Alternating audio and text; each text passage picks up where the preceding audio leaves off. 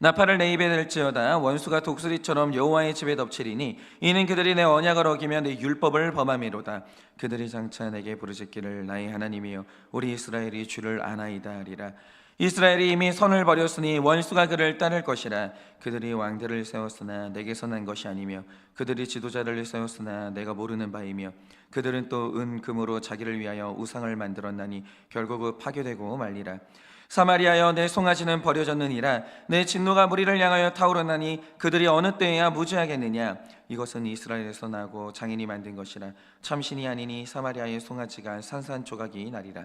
그들이 바람을 심고 광풍을 거둘 것이라. 심 것이 줄기가 없으며 이삭은 열매를 맺지 못할 것이요 혹시 맺을지라도 이방 사람이 삼키리라.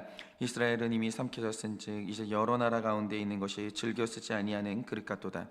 그들이 홀로 떨어진 들나귀처럼 알소르로 갔고 에브라임이 값주고 사랑하는 자들을 얻었도다. 그들이 여러 나라에게 값을 주었을지라도 이제 내가 그들을 모으리니 그들은 지도자 임금이 지어준 짐으로 말미암아 쇠하기 시작하리라. 에브라임은 죄를 위하여 제단을 많이 만들었더니 그 제단이 그에게 범죄하는 것이 되었도다. 내가 그를 위하여 내 율법을 만 가지로 기록하였으나 그들은 이상한 것으로 여기도다. 그들이 내게 고기를 제물로 드리고 먹을지라도 여호와는 그것을 기뻐하지 아니하고 이제 그들의 죄악을 기억하여 그 죄를 벌하리니 그들은 애굽으로 다시 가리라. 이스라엘은 자기를 지으신 이를 잊어버리고 그 왕궁들을 세웠으며 유다는 견고한 성읍들을 많이 쌓았으나 내가 그 성읍들에 불을 보내어 그 성읍들을 삼키게 하리라. 아멘. 네, 지금 제가 계속 이제 말씀드리는 게 뭐냐면 이 호세아서는 호세아서의 큰 주제의 줄기가 이제 두 개가 있어요. 하나는 도대체 사랑이 뭐냐, 하나님의 사랑이 뭐냐 이것인데, 그런데 그 하나님의 사랑에서 이제 멀어지게 하는 것, 그 하나님의 사랑을 필요 없게 만드는 것이 있다는 거죠. 이 두 가지를 경계하면서 같이 가는 거예요. 근데 그 하나님의 사랑에서 멀어지게 하는 것, 하나님의 사랑이 필요가 없게 만드는 게 뭐냐? 그게 바로 성공이에요.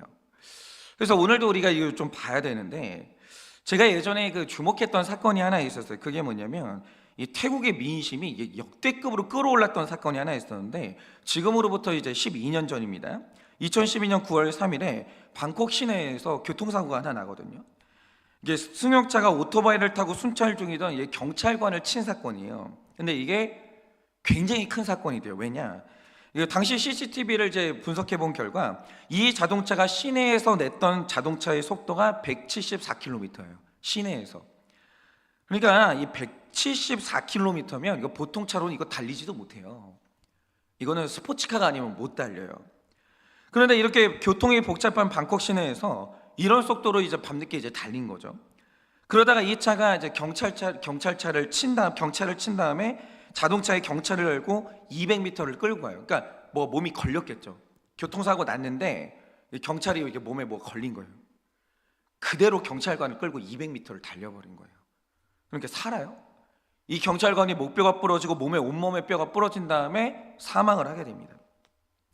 결국에는 이 자동차 주인을 찾아냈죠. 어떻게 시내에서 이런 사건이 이게 났는데 이거 어떻게 숨길 수 있겠어요? 찾아냈죠.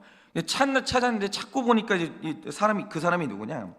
태국에서 세 번째로 재산이 많은 레드불의 공동창업자 찰리아우 유이티아의 손자였어요.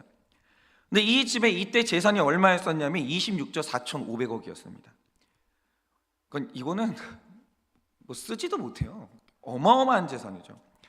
그런데 이런 갑부의 아들이 뺑소니 사망사고의 범인으로 잡혔으니까 태국 사회는 발칵 뒤집힌 거예요. 그래서 이 사건이 어떻게 이제 진행이 되는지 온 나라가 이제 주목을 했겠죠. 그런데 사고를 낸 워라윳 유이티아의 신분이 밝혀진 다음부터 이상한 일이 일어나요. 그게 뭐냐? 먼저 이제 사고 직후에 경찰이 청년을 찾아낸 다음에 음주 측정을 하는데 혈중 알코올 농도가 0.065%였는데 명백한 음주운전이에요. 명백해요. 그런데 이 청년이 말하길 나는 술을 먹고 운전한 게 아니라 사고를 낸 다음에 스트레스로 술을 마셨다, 그전에는 술을 안 마셨다 이렇게 얘기를 하는 거예요. 그것도 다 분석 가능하거든요. 그런데 본인의 증언 하나를 받아들여서 음주운전 혐의가 사라집니다. 그리고 보석금 1,890만 원, 이 집에서는 껌값도 아니에요. 이거는 1,890만 원을 내고 풀려나요. 그리고 이제 검찰이 이제 과실치사 혐의로 구속하려고 하니까 전용기를 타고 도망을 합니다. 그런데 이상한 게 뭐냐면 이 사람이 지금 이게 혐의가 너무 확실하기 때문에 원래 같으면 출국 금지 조치가 딱 적용이 되잖아요. 출국 금지 조치가 안 돼 있었던 거예요. 그리고 이 청년이 그냥 그 길로 자기 전용기 타고 날아가 버려요. 그때부터 이 청년은 이제 외국에서 굉장히 풍족한 이제 해외 도피 생활을 하게 되는 거죠. 그런데 이 청년이 해외에 있는 동안 어떤 일이 일어나냐? 과속과 뺑소니 혐의는 공소시효 만료가 돼요. 처벌이 이제 안 됩니다.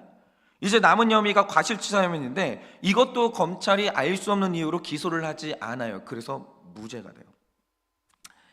그러니까 지금 태국에서 시내에서 경찰관이 뺑소니 차에서 치여 죽었어요.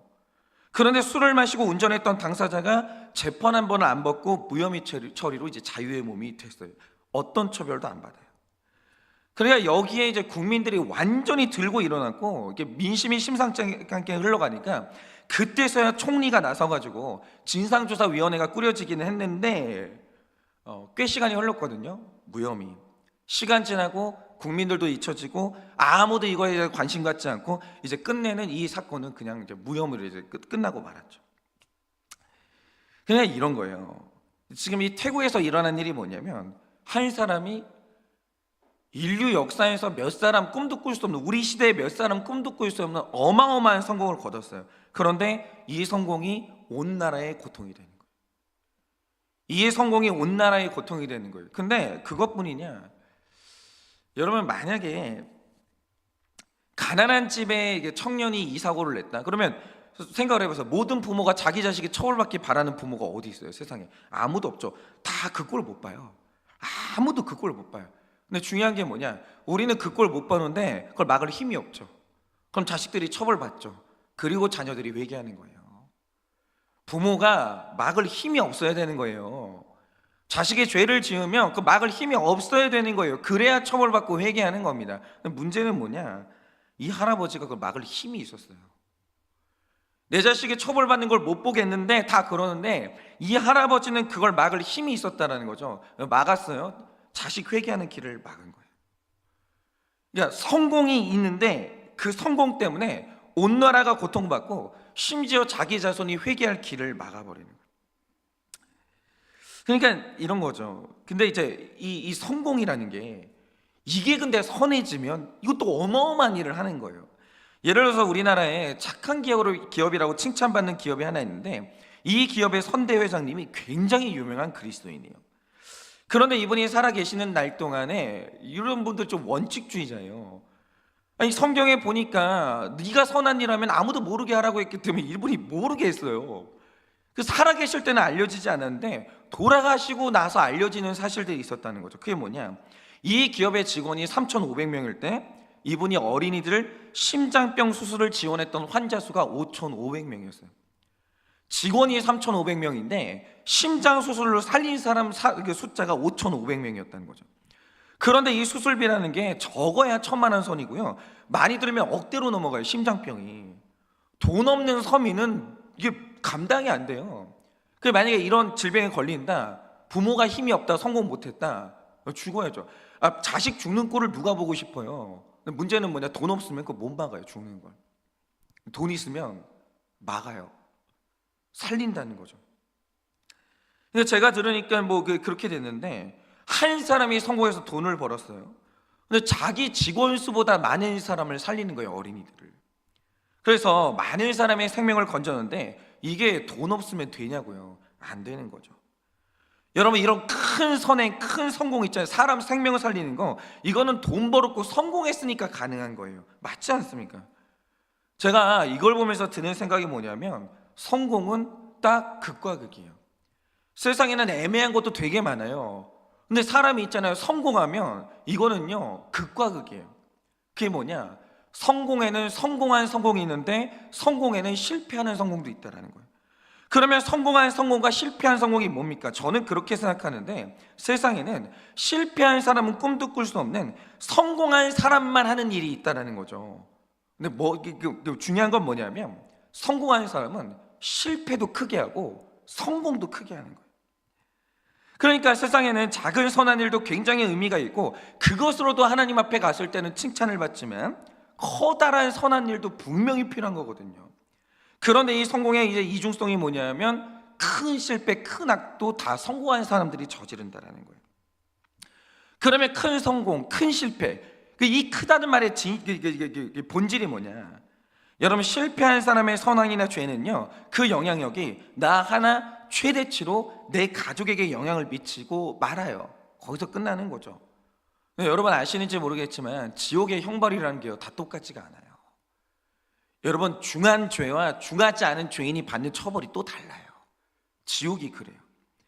그런데 성공한 사람들이나 선의 죄의 특징이 뭐냐면 내가 행동하는 행동의 결과가 나 하나 우리 가족으로 안 끝난다는 게 문제예요. 성공은 그게 굉장히 위험한 거예요. 나 하나 때문에 다 같이 살거나 나 하나 때문에 다 같이 죽거나, 이게 바로 성공이라는 것의 무게인 거예요. 아무나 성공하면 안 되는 거예요. 자식이 성공하잖아요. 그 다음 또 부모님은요, 눈물로 기도해야 되는 거예요. 그게 굉장히 위험한 길로 들어간 거예요. 이게 바로 성공의 어마어마한 무게인 것이고 두려움인 것이죠. 그리고 바로 이게 호사에서에서 나타나는 굉장히 중요한 줄기 중에 하나인 거예요. 여러분, 제가 호세아서 초반에 말씀드린 것처럼 이 말씀의 배경이 여로보암 2세 시대거든요. 이 사람은요, 성공한 시대예요. 여러분, 지금 호세아서에서 가슴 아파 울부짖는 하나님이 나오는데 이 시대의 배경이 뭐냐? 북이스라엘 역사상 가장 성공한 시대라는 거예요. 이 사람이 실패한 성공의 대명사인 게 문제라는 거죠. 왜냐? 이 사람이 성공한 왕이었기 때문에. 만약 여로보암 2세가 성공한 왕으로서 종교개혁을 단행했다, 이 사람은 그것도 성공합니다. 영향력이 있기 때문에. 이 사람이 돈을 벌었고 국가의 발전을 시켰기 때문에 만약 이 영향력을 가지고 종교개혁을 했다, 무조건 북이스라엘은 변화되는 거예요. 부흥으로 가는 거예요. 그가 만약에 거룩의 길로 갔다, 그 뒤를 따라서 모든 민족이 거룩의 길로 같이 가는 거예요. 그게 바로 영향력을 가진 사람의 굉장히 큰 특권인 것이죠. 그런데 북이스라엘은요, 여로보암 2세 때를 기점으로 해서 영적으로 추락합니다. 그리고 돌이킬 수 없는 멸망의 길로 들어가요. 여러분, 여로보암 2세 때 더 활발한 우상 숭배가 진행이 됐고 1절 말씀처럼 언약과 율법을 본격적으로 범하기 시작합니다. 그런데 이제 중요한 건 이거죠. 그러면 여로보암 2세는 왜 거룩한 왕이 되지 못했는가? 그것도 선대 왕에게서 그 이유를 다 찾아야 되는 거예요. 여러분이 열왕기하 말씀을 보시면 악한 왕의 기준이 되는 그 왕이 이제 계속 등장하는데 그게 바로 여로보암 1세예요. 호세아서의 그 배경이 되는 왕은 여로보암 2세고요. 이 북이스라엘을 시작했던 왕은 여로보암 1세예요. 그러니까 이런 거죠. 북이스라엘의 어떤 왕이 우상 숭배를 했다. 그럼 그 성경이 그 악을 어떻게 표현하는가? 그가 여로보암 1세의 길로 갔다, 이렇게 표현하는 거예요. 그러니까 이 여로보암 1세라는 사람은요, 자기 후대 왕들이 악한 길을 갈 수 있도록 최초의 그 악한 길을 열었던 사람이 누구냐? 그게 바로 여로보암 1세예요. 그러면 그는 어떤 죄를 지었는가? 이스라엘이 남과 북으로 갈라진 다음에 가장 처음 왕이 된 사람이 여로보암 1세인데 그가 가장 잘못한 일이 뭐냐? 원래 이스라엘 땅에서 하나님이 인정하신 성전은 예루살렘 성전 딱 하나였어요. 요게 만약에 이제 하나로 이제 뭉쳐졌으면 이스라엘 백성들은 잠시 이제 흩어졌어도 성전이 하나였기 때문에, 언어가 하나였기 때문에, 원 메시지로 갔기 때문에 반드시 하나 됩니다. 언젠가는 그렇게 되게 돼 있어요. 그런데 그가 한 짓이 뭐냐? 하나님이 절대 짓지 말라고 그랬거든요. 성전은 딱 하나예요. 말씀도 하나야. 너희는 여기 와서 예배만 드리면 하나 될 수 있다는 거예요. 그런데 그가 성전을 또 짓기 시작해요. 하나님이 절대 짓지 말라고 했던 두 번째 성전을 지어요. 그리고 거기에다가 비싼 금송아지를 세운 다음에 자기뿐만이 아니라 자기를 따르는 백성 모두를 우상 숭배하는 길로 이끌었는데, 그가 이럴 수 있었던 이유가 뭐냐? 성공했기 때문이에요. 성공했기 때문이에요. 여러분, 4절에서 5절 말씀을 보면 이게 여로보암 1세 때 만들었던 금송아지가 여로보암 2세 때까지 그대로 있어요. 그대로 있어요. 그리고 금송아지 숭배하는 죄를 끊지 못해서 이스라엘이 망했고, 여로보암 1세가 만들었던 사마리아와 베델을 지었던 이 성전 때문에 이스라엘 백성들이 갈갈이 찢기고 말아요. 영적으로 찢기고, 언어가 찢기고, 정신이 찢기고, 몸이 찢기고, 다 찢겨요. 그러니까 흔히 말해서 여로보암 1세는요, 이스라엘을 망하게 한 원흉인데 성경이 그걸 못을 박아요. 어떤 왕이 안 좋은 길로 갔다, 네가 여로보암 1세의 길로 갔구나, 이 말 뜻이 뭐냐면 여로보암 1세는 이스라엘이 망한 원흉이라고요. 여러분, 이 원흉이라는 말이 얼마나 무서워요. 예를 들어서 기독교 역사가들은 예수님이 왜 십자가에 죽으셨는가 하나 여쭤볼게요. 예수님이 십자가에서 죽으셨잖아요. 원흉이 있어요. 이 사람들이 여기에 연루된 사람이 굉장히 많거든요. 가룟 유다도 연루됐고 대제사장도 있고 군중들도 있어요. 그런데 기독교 역사가 여기까지 왔어요. 원흉이 있는 거예요. 누가 원흉입니까? 놀랍게도 본디오 빌라도예요. 그러면 왜 예수 십자가 죽음의 원흉이 본디오 빌라도냐? 그가 이 모든 사람들 중에서 십자가형을 내릴 수 있는 가장 성공한 사람이었기 때문에. 성공 무서워요. 성공 진짜 무서운 거예요. 어떤 교회가 망했다라고 하죠. 그 원흉 누구냐? 둘 중 하나요. 그 교회 힘 있는 장로님이거나 그 교회 담임 목사거나 필경 둘 중에 하나요. 왜냐? 둘 중에 한 명이 그 교회 주인이거든요. 예수님 주인 아닌 교회는 둘 중에 한 명 주인인 거예요. 돈 많은 장로님이거나 그 교회 당회장권을 가지고 있는 목사거나 둘 중 하나인 거예요. 둘 중 하나가 필경 원흉이에요. 반드시 그렇게 돼요. 반드시. 성공은 이렇게 무서운 거예요. 원흉은요, 언제나 그 중에서 제일 성공한 사람이 필경 원흉이에요. 이렇게 하나님은 모든 일의 원흉을 가려내신다는 거죠. 마찬가지로 여로보암 1세가 이렇게 엄청난 죄를 짓게 된 이유가 뭐냐? 그가 반란에 성공했기 때문이에요. 실패했으면 반역죄를 짓고 죽었겠죠. 그런데 성공을 하니까 혁명이 되는 거예요. 그리고 그가 자기 따르는 사람들 다 죄로 끌고 가는 거예요.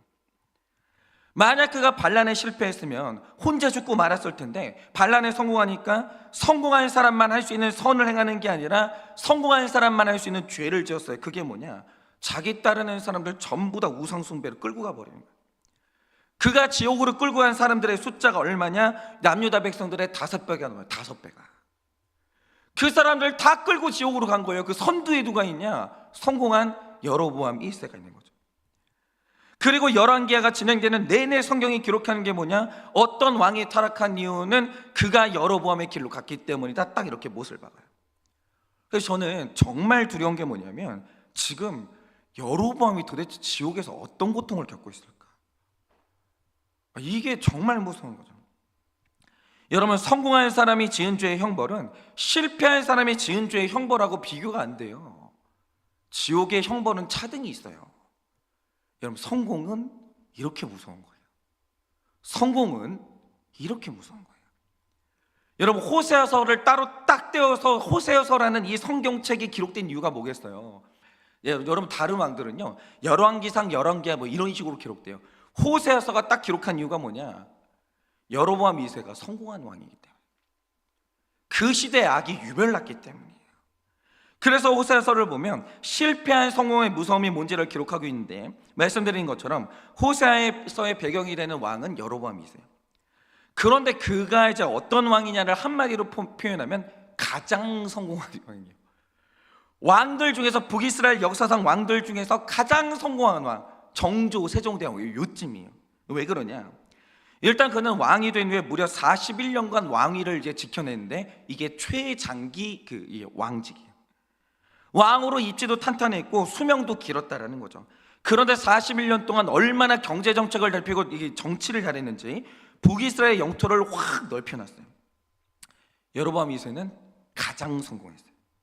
그러면 그게 끝이 아니라 성공의 길에서 두 가지 선택을 할 수 있는데, 그게 뭐냐? 성공한 사람만 할 수 있는 선한 일을 하든지, 성공한 사람만 할 수 있는 악을 행하든지, 둘 중에 길밖에 없어요. 성공한 사람 딱 두 개 길밖에 없는 거예요.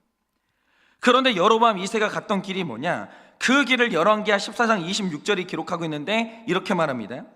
이는 여호와께서 이스라엘의 고난이 심하여 매인자도 없고 노인자도 없고 이스라엘을 도울 자도 없음을 보셨고 라고 해요. 이게 여로보암 2세 때 하나님이 그 시대를 평가했던 기록이에요.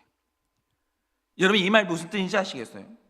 여로보암 2세가 성공을 해서 강한 왕권을 가지는 데 성공했습니다. 그런데 성경은 그 성공이 백성에게 심한 고난이 됐다 이렇게 기록해요. 신기하죠? 잘 먹고 잘 살았어요.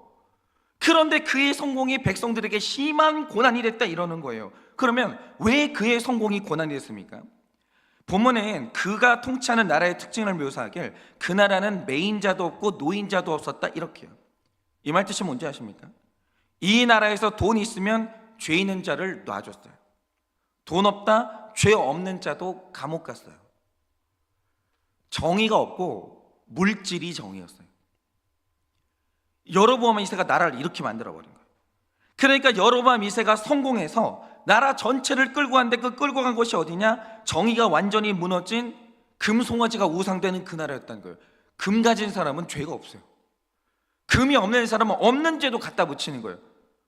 이 나라 백성들이 심한 고난 속으로 들어가는 거예요. 그런데 성경이 또 여로보암 2세가 이렇게 된 이유를 어디에서 찾냐? 열왕기하 14장 24절을 보면 이렇게 기록합니다. 느밧의 아들 여로보암 1세의 모든 죄에서 떠나지 않았던 결과다. 이렇게 말해요. 여로보암 1세는요, 이 나라 왕들이 죄를 지을 때마다 소환돼요. 너 때문이야, 너 때문이야, 너 때문이야, 너 때문이야, 이렇게 되는 거예요. 그러니까 오늘 성경에 나오는 왕들이 내 공동체를 이렇게 엉망으로 만들어 놓고 내 공동체를 이끌고 지옥으로 가고 있는데, 그럴 수 있었던 이유는 뭐냐? 여로보암 1세, 여로보암 2세가 성공했기 때문이에요. 성공했기 때문이에요. 그러니까 성공한 사람만 지을 수 있는 죄를 짓고 가장 무서운 지옥으로 떨어지는 거죠. 그런데 성공한 사람만 행할 수 있는 선이 성경에는 기록이 되어 있다는 거예요. 요셉 보세요. 얼마나 크게 성공했어요. 그가 구속사의 생존을 이끌어요. 요셉 아니었으면 12지파가 보존이 안 되는 거예요. 성공해야 돼요. 문제는 뭐냐? 성공을 해야 된다는 거죠. 더 작게 한번 보자 이거죠. 우리가 사무엘상 1장을 보면 초반부터 남자가 아니라 여자 2명을 소개해요. 한나와 브닛나예요.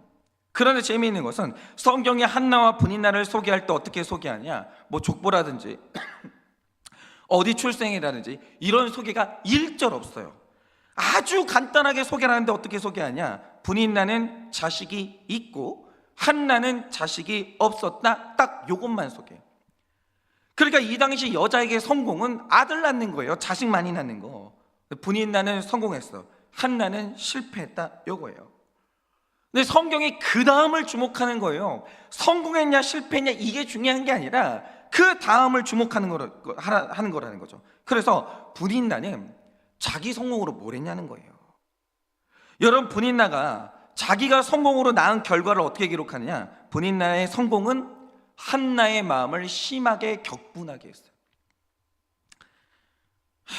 이런 사람 많아요. 진짜 뭐 간증이라고 하고 이제 여기 와가지고 뭐 저는 뭐 아들들이 뭐 사법시험 합격했고 뭐 남편은 뭐 하는 일마다 잘 되고 할렐루야 그러면서 다 주님의 은혜라고 이제 말을 끝맺는 거예요. 이상하죠. 그 간증 끝나고 나면 온 교회가 다 열등감에 빠지는 거예요. 이상해요. 브닛나가 성공했거든요. 한나를 격분하게 만드는 거예요. 괴롭게 했고 울게 했고 먹지 못하게 만드는 거예요.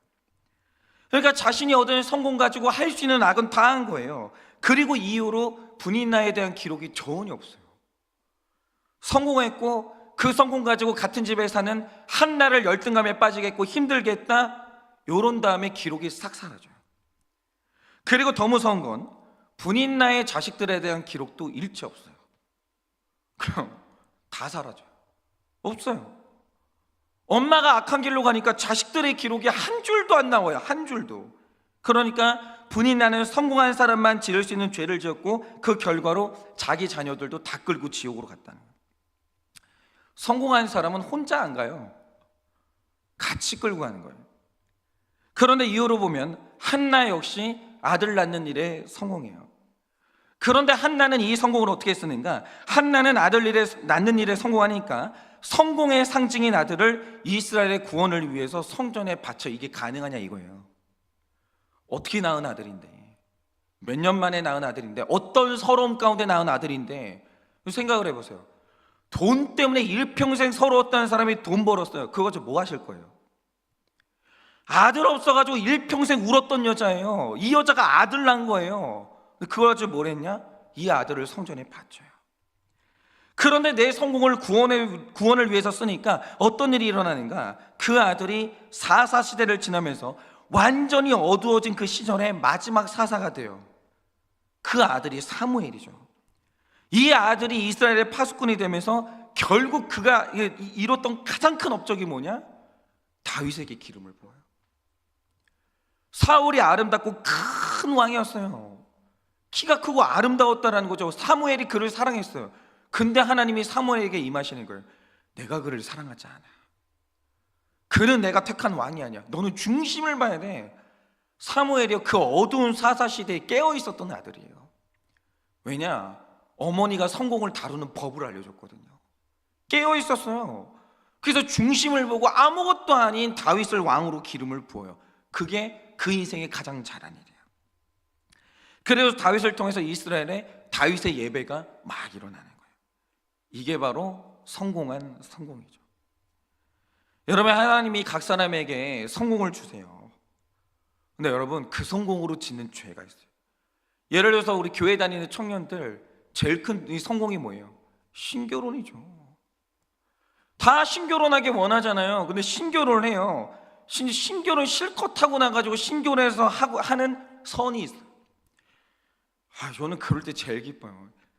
아니, 이게 믿는 사람들에게 결혼시켜놨더니 너무 예쁘게 사는 거예요. 둘이 마음이 하나가 돼가지고 사역하고 주님 사랑하고 섬기고.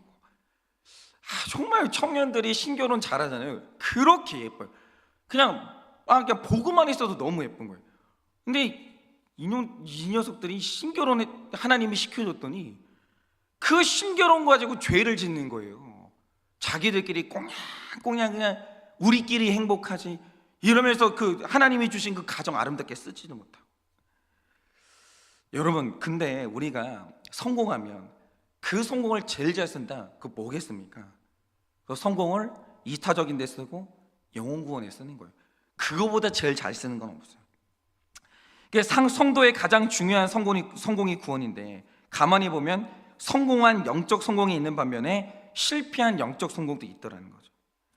실패한 영적인 성공은 내가 택함 받았고 구원받았다는 게 교만이 되고 우월함이 되면서 자신의 영적 우월함으로 죄인들을 정죄하고 영적 열등감을 주는 사람들이 있어요. 그게 바로 타락한 이스라엘이죠. 그는 이제 영적으로 실패한 거예요. 제가 며칠 전에 우리 이제 권사님들하고 이제 얘기를 하는데, 여러분, 기독교 역사에 신유은사 받은 분들이 있어요. 손 대면 낫기만 하는 분들이 있어요. 역사에 신유은사로 이름 날렸던 사람들 대부분이 다 타락했어요. 타락할 때 묘한 지점이 어디냐면 돈으로 타락해요. 왜냐? 신유은사는 특별한 게 있는데, 손 대면 암이 났잖아요. 암 환자들이 절박해요. 돈 싸들고 와요. 처음에는 하나님이 공짜로 주신 이 은사니까 내가 어떻게 돈 받고 내가 이 은사를 활용하냐, 다 처음엔 그렇게 시작해요. 웬걸요? 가난 환자들, 어떤 환자들 돈 싸들고 찾아오는 거예요. 다 거기에 넘어져요. 여러분, 영적으로 실패한 사람 되게 많아요. 영적으로 실패한 사람 정말 많다는 거예요. 그런데 성경을 보면 내 구원의 이야기를 다른 사람 구원 위에 내놓는 사람이 있다고요. 나 어마어마한 죄인이었는데 나 같은 죄인이 어떻게 구원받았는지 내 구원 스토리를 다른 사람 구원 위해서 아낌없이 내놓는 사람들이 있어요. 나만 살아야 돼, 너도 살아야지 같이 쓰는 사람들이 있다는 거죠. 이게 바로 죄 고백이고 간증이에요. 그러니까 제가 진짜 답답한 게 뭐냐면, 언제까지 설명해야 되는지 모르겠는데, 목사님 도대체 왜 죄 고백을 강단에 나와서 얘기해야 됩니까? 구원받기 위해서 하는 게 아니에요. 회개했으면 이미 구원 받으시는 거예요. 누가 구원 받으려고 간증을 여기에서 해요? 간증 왜 해요? 그 간증 가지고 다른 사람 살리려고 간증하는 거예요. 내 구원의 체험을 다른 사람 살리는 약재료로 쓰려고 하는 거라고요. 왜 그걸 모르시냐고요. 성경 자체가 구원이라는 내 성공으로 다른 사람 살린 데 쓴 간증집이 뭐냐? 그게 성경 66권이에요. 간증 보세요. 요셉의 간증집이고 유다의 간증집이고 다윗의 간증집이고. 여러분, 다윗이 간음죄를 지은 걸 누가 알아요? 은밀하게 지은 죄를 누가 아냐고요? 자기가 오픈했으니까 아는 거지. 오픈은요, 그것 때문에 하는 거예요. 나 구원받은 거 성공했거든요. 나 혼자 쓸 거예요, 이거를? 다른 사람도 구원받아야 될 거 아니에요. 그것 때문에 간증하는 거예요. 여러분, 집도 마찬가지인데 한국은 이 집 때문에 난리거든요. 저는 집으로만 할 수 있는 선이 있는 반면에 집으로만 지을 수 있는 죄도 있다고 생각해요. 어떤 사람은 땅 투기, 집 투기로 떼돈을 벌어가지고 다른 사람 노동을 허무하게 만들어요. 투기심을 격분하게 만들어요. 이거 딴 데 쓰지도 않아요. 집 넓은 거 사잖아요. 사람들 불러요. 잔치 한번 해요. 시원하게 자랑해요. 그리고 나면 집에 가가지고 나머지 사람들 다 부부싸움 하는 거예요. 이게 뭐가 선해요 도대체? 돈이 있잖아요. 생산성이 하나도 없는 땅에 몰리게 하는 분들이 있어요. 아니 돈이 기업에 몰려야지. 왜 땅에 몰리냐고요. 그런데 나라 망조인 땅 투기가 왜 일어나겠어요? 땅 투기해가지고 돈 버는데 성공하는 사람들이 자랑하고 다니니까 그런 거죠. 그런데 집을 구원했을 때 일어난 일이 있어요. 여러분 잘 아시겠지만 한국 교회가 어디서 시작했는지 아세요? 다 집에서 시작했어요. 그때 성전이 어디 있어요? 성전이 어디 있어요? 없지. 근데 그때 집 가진 양반들이 예수 믿기 시작했어요. 집 가진 양반들이 자기 집을 예배당으로 내놓은 거예요. 거기서 종들도 예배드리고 백정도 예배드리고 양반도 예배드리고 여자도 예배드리고 다 자기 집 내놓은 거예요. 양반들이 우리 집을 성전으로 써달라고. 그래서 여러분 제가 이제 총신신대원을 나왔는데 총신신대원을 가보면 최초의 한국 교회 그 교회를 이제 그 모형으로 세워놨거든요. 집이에요. 한옥 집이에요. 다 집이에요. 근데 그 가정이 교회가 되어서 가족이 살고 마을이 살고 민족이 사는 역사가 있었던 거예요. 그래서 저는 우리 성도님들이 다 자기 집 마련하기를 원해요. 그런데 그 집 사는 데 성공해서 집 있는 사람만 짓는 죄를 짓는 게 아니라 집 있는 사람만 할 수 있는 선을 행하시기를 바라는 거예요. 그거 가지고 뭐 재테크하셔도 좋죠. 하나님이 주시면 갖는 거죠. 그 집을 뭐에다 쓰실 거예요 도대체? 그 집이라는 공간을 도대체 뭐에다 쓰실 거냐 이거예요. 그냥 우리 가족 행복하게 살고 리모델링 예쁘게 해줘. 나 하나 즐기고 커피 마시면서 음악 듣고. 하나님이 그거 하려고 집 주시는 거예요 도대체? 뭐 하려고 집을 주시냐 이거예요. 여러분 뭐든지 성공하잖아요.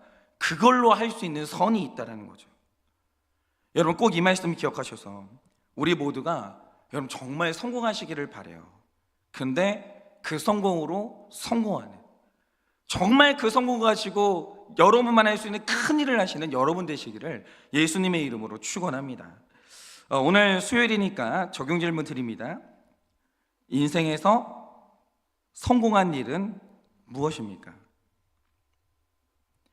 그러니까 고멜이 그 예쁜 얼굴 가지고 전도하는 데 썼으면 정말 크게 성공했을 텐데 남자 꼬시는데 성공하니까 이 고멜이 그렇게 고난당하지 않습니까? 뭐든지 인생에서 내가 성공한 일은 무엇입니까? 그 성공을 무엇에 쓰셨습니까? 그 성공을 무엇에 쓰셨습니까? 구원 받는 일에 성공하셨습니까? 이 최고의 성공인데 여러분 구원 받는 일에 성공하셨습니까? 그래서 가족 구원에 성공하셨습니까? 가족 구원에 성공하셨습니까? 여러분이 받은 구원으로 전도에 성공하셨습니까? 전도에 성공하셨습니까? 내 성공이 영혼 구원으로 이어지기 위해 오늘 내가 해야 할 적용은 무엇입니까?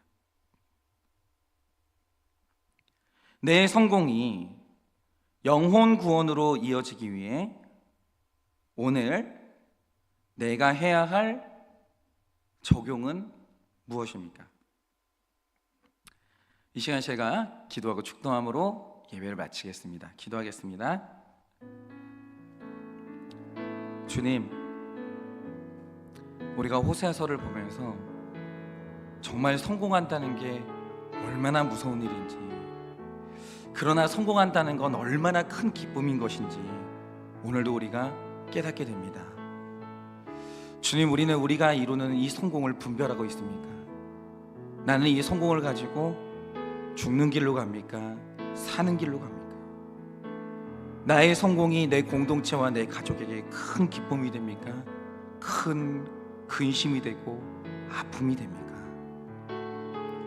주님, 사랑하는 우리 성도님들, 그리고 저 또한 내가 이루는 크고 작은 성공 가운데 하나님이 기뻐하시는 성공을 이루어 그것이 나도 구원받고 남도 구원을 이루며 내 주변에 있는 모든 사람들에게 큰 기쁨이 되는 성공이 될 수 있도록 주님이 은혜를 허락하여 주시옵소서.